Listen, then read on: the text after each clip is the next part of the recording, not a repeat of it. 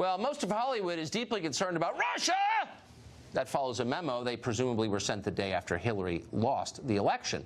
One exception, though, is Steven Seagal. He's received Russian citizenship. He's moved in the other direction pretty aggressively. He's now Russia's special envoy to the U.S. He's even talked about running for office there. He recently joined us to tell us about that, plus his new film. All of those came up in this conversation. Here it is. I want to get to your film first. I just read one critic say it was the best you've done in a very long time. Tell us about it. Well, I also think it's the best film I've done in over 20 years. It's a kung fu movie, but really it's just the wisdom of what I consider to be a man who rises to the occasion of helping those who are in tremendous need and becomes, reluctant hero. It has all those different scenes in it that kind of pull the heartstrings of the people, the public, and it's got great action, great story, some great characters, some great Chinese stars. I'm proud of it. It's a wonderful movie. Well, there are a lot of people who need rescuing right about now, I would say. So tell us, the other news story about you recently is that you are considering running for governor of Siberia. I've noticed that. Yeah, that's for sure. You're considering running for governor of Siberia. Tell us about that. Why, if that's true, what you would do if elected. This is one of the millions of fake news sort of stories. I was at a film festival in Vladivostok, which is where my father's family is from. And somebody in the audience said, "Hey, man, we don't have a governor here. You want to become the governor?" I said, "Sure." And there it went.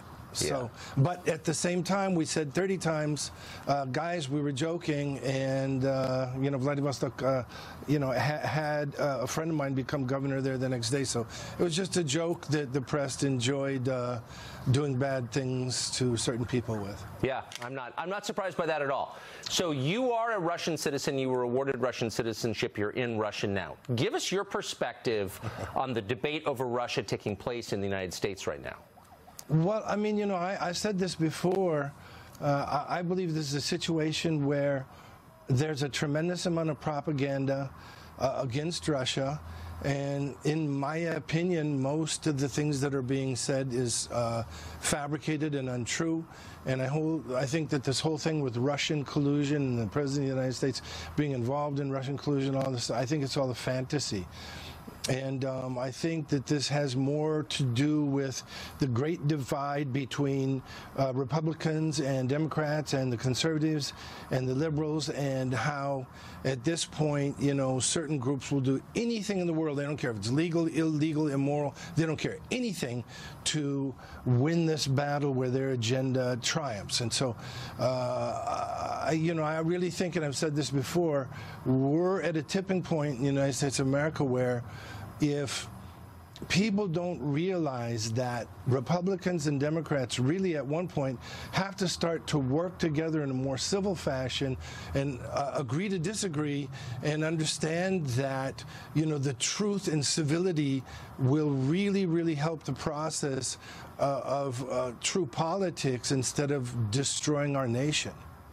So you're in Russia a lot. You talk to Russians. What do they make of this? Are they following it? What do they think of it?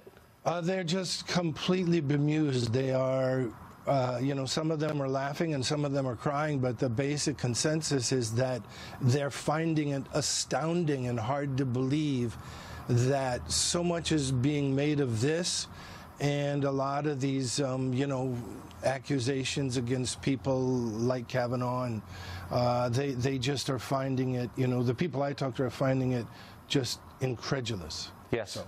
I feel the same way. You know Putin. What's he like?